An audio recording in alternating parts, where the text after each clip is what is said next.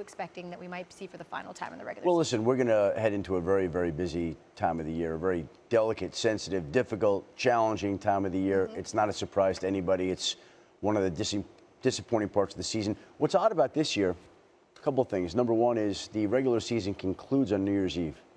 So teams that ordinarily would make moves on Sunday night or Monday are doing them on either New Year's Eve or New Year's Day, which is not ideal.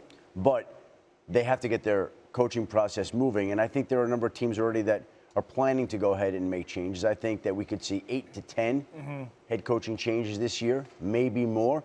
I think we've all seen the teams that everybody is looking at, thinking that there definitely could be change at some point this year. Indianapolis, Chicago. No surprises to anybody. We don't need to recite that right now. But you are looking at what is going to be one of the busier coaching carousels in recent years. And I think the biggest question that's being asked is, where are all the candidates coming from?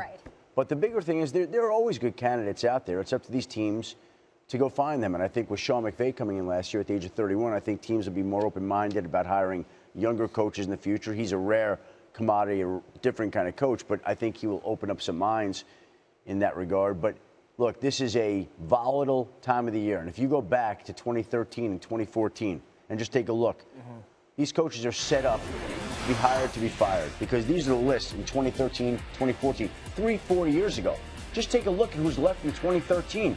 Bruce Arians and Andy Reid. And Bruce Arians, most people believe, will not be back in Arizona next year. 2014, 3 years ago.